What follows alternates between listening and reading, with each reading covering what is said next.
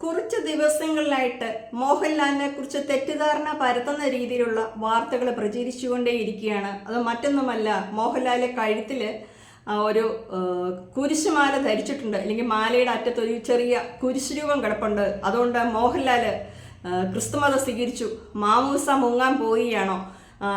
മോഹൻലാലിന് ഇത്തരത്തിലുള്ള ഒരു തീരുമാനത്തിന് പിറകിലെല്ലാം ആന്റണി പെരുമ്പാവൂരിന്റെ കൈയാണ്. സാധാരണ ഇതിൽ ക്രിസ്ത്യാനികളും മുസ്ലിംസും ഒക്കെ പലർക്കും സുഹൃത്തുക്കളാണെങ്കിൽ പോകെ അവരുടെ മതത്തിലേക്ക് അന്യമതസ്കരായ ആളുകളെ ആകർഷിക്കും. അതേ സ്വഭാവം തന്നെ ആന്റണി പെരുമ്പാവൂര് മോഹൻലാലിനോട് കാണിച്ചിരിക്കുന്നതിൻ്റെ ഒരു ഭാഗമാണ്, അല്ലെങ്കിൽ ആന്റണി പെരുമ്പാവൂരുമായിട്ടുള്ള സൗഹൃദത്തിൻ്റെ പേരിലാണ് മോഹൻലാൽ ഇങ്ങനെയൊന്ന് ധരിക്കുന്നത്. ഇനി അതെല്ലാം മറ്റു ചില ആളുകളുടെ നിരീക്ഷണം കുറച്ച് കാലമായിട്ട് യൂട്യൂബിലൊക്കെ കാണുന്നതാണ്. പ്രത്യേകിച്ച് വാസ്തവം എത്രയുണ്ടെന്നൊന്നും അറിയില്ല. അതായത് ഗണേഷിൻ്റെ ഭാര്യ ഏതോ ഒരു പാസ്റ്ററുടെ കീഴിൽ പ്രാർത്ഥിക്കാൻ പോയി, അവർക്ക് എന്തോ അനുഭവങ്ങൾ കിട്ടി എന്നൊക്കെ തരത്തിലുള്ള വാർത്ത പ്രചരിക്കുന്നുണ്ട്. അപ്പോൾ കുറച്ചു കാലമായിട്ട് ഗണേഷും ക്രിസ്ത്യാനികളുടെ ചില പ്രാർത്ഥനാ യോഗങ്ങളിലൊക്കെ പങ്കെടുക്കുന്നുണ്ട്. അപ്പോൾ മോഹൻലാലിൻ്റെ സുഹൃത്തായ ഗണേഷ് ഇത്തരത്തിലുള്ള കാര്യങ്ങൾ കൊണ്ട് നീങ്ങുന്നുണ്ട്.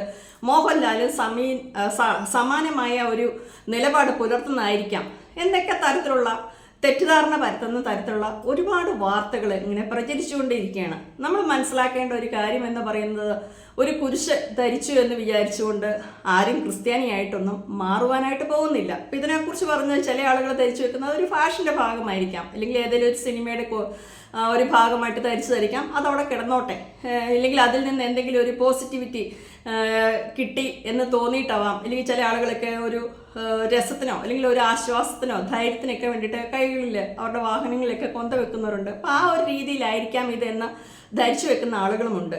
പക്ഷേ ഏതെങ്കിലുമൊക്കെ ഒരു തരത്തിൽ മോഹൻലാലിനെയും ആന്റണിയെയും കരിവാരി തേക്കുക, അല്ലെങ്കിൽ മോഹൻലാലും ആന്റണി പെരുമ്പാവൂരും കൂടെ എങ്ങനെയെങ്കിലും ഒന്ന് അടിച്ചു പിരിയണമെന്ന് ആഗ്രഹിക്കുന്ന കുറേയേറെ ആളുകളുടെ ഒരു ചിന്താഗതിയും ഈ ഒരു വിഷയത്തിൽ പ്രചരിക്കുന്നുണ്ടെന്ന് നമ്മൾ കൃത്യമായിട്ട് മനസ്സിലാക്കണം. കാരണം മോഹൻലാലിനെ ഒതുക്കുക എന്നുള്ളത് പലരുടെയും ലക്ഷ്യമാണ്. അതുപോലെ ആന്റണി പെരുമ്പാവൂരുമായിട്ടുള്ള മോഹൻലാലിൻ്റെ ബന്ധത്തിൽ അസ്വസ്ഥതയുള്ള ഒരുപാട് നിർമ്മാതാക്കളും സംവിധായകരൊക്കെ ഉണ്ട്. കാരണം മുൻകാലങ്ങളിലൊക്കെ മോഹൻലാൽ ആരും ചോദിച്ചാലും ഡേറ്റ് കൊടുക്കും. പക്ഷേ ആന്റണി പെരുമ്പാവൂരുമായിട്ടുള്ള ബന്ധം തുടങ്ങിയതിന് ശേഷം കഥയെല്ലാം കേൾക്കുന്നത് ആന്റണിയാണ്. അപ്പോൾ പല ആളുകളുടെ ഒരു ധാരണ, മോഹൻലാലിൻ്റെ ഒരു ഡ്രൈവർ മാത്രമായിട്ട് വന്നവന് ഇപ്പം ഞങ്ങളെപ്പോലുള്ള സംവിധായകരെ നിർമ്മാതാക്കളെ ഒന്നും കാണാൻ പറ്റുന്നില്ല, എല്ലാത്തിനും അവനെ ആശ്രയിക്കാൻ പറഞ്ഞാൽ അവനൊരു ഡ്രൈവറല്ലേ, അപ്പോൾ ഞങ്ങളെക്കാൾ മികച്ചവന് അല്ലെങ്കിൽ മോഹൻലാൽ വേണ്ടപ്പെട്ടവന് ഒരു ഡ്രൈവറായിട്ട് വന്ന ആന്റണിയാണോ?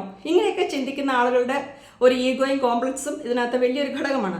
അതേപോലെ നമ്മൾ മനസ്സിലാക്കേണ്ട മറ്റൊരു കാര്യമാണ്, ഫിലിം ഇൻഡസ്ട്രിയിലൊക്കെ പ്രചരിക്കുന്ന ഒരു വാർത്തയാണ്. അതായത് നമ്മുടെ ഫഹദ് ഫാസിലുമായിട്ട് വളരെ അടുത്ത ബന്ധമുള്ള ഒരാൾ ഒരു കഥ പറയുന്നതിനായിട്ട് മോഹൻലാലിനെ സമീപിച്ചു.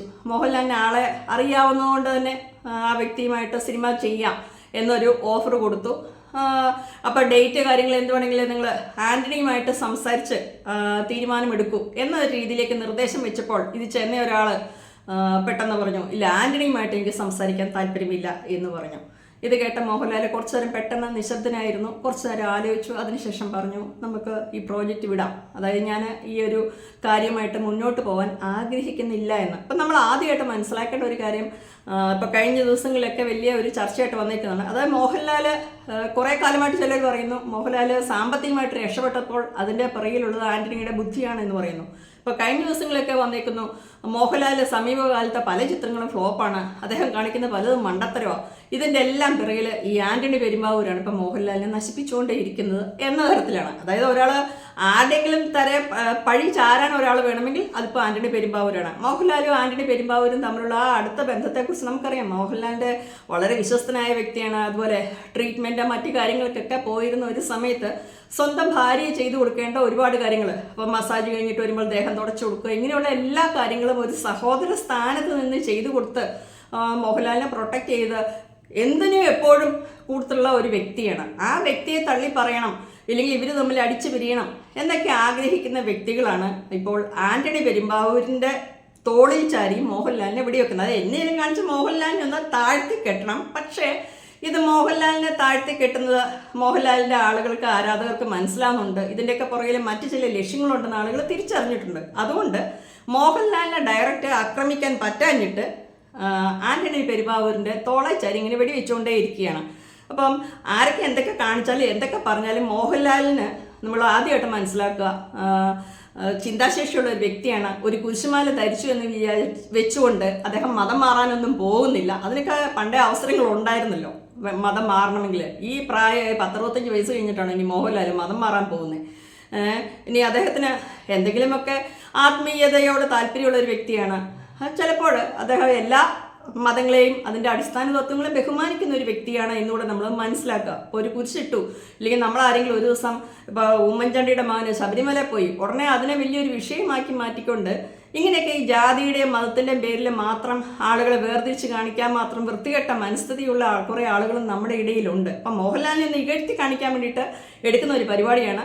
അതുപോലെ മോഹൻലാൽ മതമൊന്നും മാറാൻ പോകുന്നില്ല. അദ്ദേഹം ഈ പള്ളികളിൽ മാത്രമോ അല്ലെങ്കിൽ അങ്ങനെയാണെങ്കിൽ സുരേഷ് ഗോപി തൃശ്ശൂർ മാതാവിൻ്റെ പള്ളിയിൽ പോകുന്നു, വേളാങ്കണ്ണി പള്ളിയിൽ പോകുന്നു, മാതാവിൻ്റെ നേർച്ചകൾ സമർപ്പിക്കുന്നു. അപ്പം സുരേഷ് ഗോപി ക്രിസ്ത്യാനിയാവുന്നു എന്ന് പറഞ്ഞാൽ ആരെങ്കിലും വിശ്വസിക്കും? ഇതൊക്കെ അടിസ്ഥാനപരമായിട്ട് ഇതിനൊക്കെ സ്വാതന്ത്ര്യമുള്ള ഒരു നാട്ടിലാണ് നമ്മൾ ജീവിക്കുന്നതെന്ന് പോലും ഉൾക്കൊള്ളാനുള്ള ഒരു മനസ്ഥിതി ഇല്ലാതെ എന്തെങ്കിലുമൊക്കെ ന്യൂസ് ഉണ്ടാക്കാൻ വേണ്ടിയിട്ട് കുറച്ച് യൂട്യൂബേഴ്സും വളരെ തെറ്റിദ്ധാരണ വരുത്തുന്ന രീതിയിൽ ആളുകളുടെ അല്ലെങ്കിൽ ഒരു ഹിന്ദു അല്ലെങ്കിൽ ഒരു ക്രൈസ്തവ വിശ്വാസി അല്ലെങ്കിൽ ഒരു ഇസ്ലാം മതവിശ്വാസി ഒരാളോട് കൂടുതൽ ഫ്രണ്ട്ഷിപ്പായി കഴിഞ്ഞാൽ ഉടനെ തന്നെ അവരുടെ കൂട്ടത്തിൽ എവിടെയെങ്കിലും ഒന്ന് പോയി കഴിഞ്ഞാൽ അല്ലെങ്കിൽ എന്തെങ്കിലും ഒന്ന് ചെയ്തു കഴിഞ്ഞാൽ അവൻ മതം മാറ്റാനാണ്.